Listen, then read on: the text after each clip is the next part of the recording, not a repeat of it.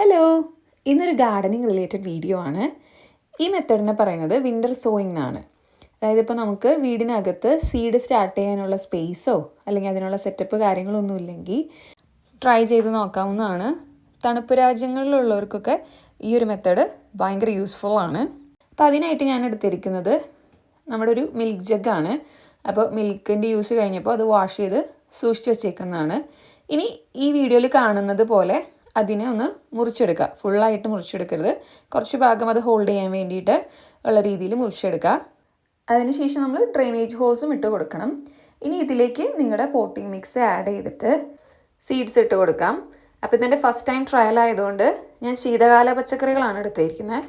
അപ്പോൾ ലെറ്റസ്, പാക് ചോയ്, broccoli, cauliflower അതൊക്കെയാണ് ഞാൻ ഇത്തവണ ട്രൈ ചെയ്യുന്നത്. അപ്പോൾ ഞാൻ സീഡ്സൊക്കെ ഇവിടെ അതിൻ്റെ മുകളിൽ പ്ലേസ് ചെയ്ത് കൊടുത്തിട്ടുണ്ട്.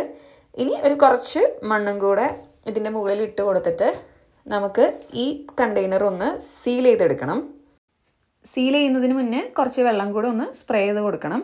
അതിനുശേഷം ഞാൻ ദേ ഇവിടെ ഒരു ടേപ്പ് വെച്ചിട്ട് ഇത് നല്ലപോലെ സീൽ ചെയ്തെടുത്തിട്ടുണ്ട്. ഇനി ഇത് നമുക്ക് പുറത്ത് കൊണ്ടുപോയി വെക്കണം. അപ്പോൾ ഇവിടെ ഇപ്പോഴും സ്നോ മാറിയിട്ടില്ല, നല്ല രീതിക്ക് സ്നോ ഉണ്ട്, അത് പ്രശ്നമില്ല. ഇതൊരു മിനി ഗ്രീൻ ഹൗസ് ആയിട്ട് ആക്ട് ചെയ്യുമെന്നാണ് പറയുന്നത്. അപ്പോൾ ഞാൻ ദേ ഇതിൻ്റെ ഡെക്കിൽ കൊണ്ട് പ്ലേസ് ചെയ്തിട്ടുണ്ട്. നിങ്ങൾക്ക് കാണുന്ന പോലെ തന്നെ നന്നായിട്ട് സ്നോ ഉണ്ട്.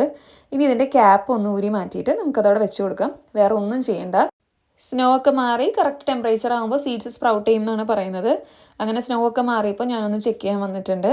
അപ്പോൾ ചെറുതായിട്ട് അവിടെ ഇവിടെയൊക്കെ സ്പ്രൗട്ടിങ് കാണാം. അന്ന് വെച്ചതിന് ശേഷം നമ്മൾ വെള്ളം ഒഴിച്ച് കൊടുക്കുക ഒന്നും ചെയ്തിട്ടില്ല. ആ കണ്ടെയ്നർ അങ്ങനെ തന്നെ അവിടെ ഇരിക്കുമായിരുന്നു.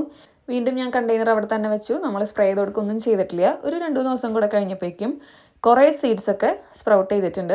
നിങ്ങൾക്കിതിൽ നോക്കുമ്പോൾ തന്നെ കാണാം, അതിൻ്റെ ഉള്ളിൽ കുറേ സ്ഥലത്ത് ഇത് മുളച്ച് വന്നിട്ടുണ്ട്. ഞാനിത് ഇനി എൻ്റെ ഗ്രീൻ ഹൗസിലേക്ക് മാറ്റി ടേപ്പൊക്കെ ഒന്ന് റിമൂവ് ചെയ്ത് ഓപ്പൺ ചെയ്ത് കൊടുത്ത് അവർക്ക് കുറച്ച് വെള്ളം സ്പ്രേ ചെയ്ത് കൊടുക്കുകയാണ്. ഇനി നിങ്ങൾക്ക് ഇങ്ങനെ ഗ്രീൻ ഹൗസ് ഫെസിലിറ്റി ഒന്നും ഇല്ലെങ്കിൽ മാറ്റി നടന്നവരെ ആ കണ്ടെയ്നറിൽ തന്നെ കീപ്പ് ചെയ്യുക. ഇടയ്ക്കൊന്ന് വെള്ളം സ്പ്രേ ചെയ്ത് കൊടുത്താൽ മതി. അപ്പോൾ സ്പേസ് ഇല്ലെങ്കിലും നമുക്ക് ഇങ്ങനെ ഒരു ഹെഡ് സ്റ്റാർട്ട് കൊടുക്കാൻ പറ്റും സീഡ്ലിങ്സിന്. അപ്പോൾ നിങ്ങളും ട്രൈ ചെയ്ത് നോക്കുക.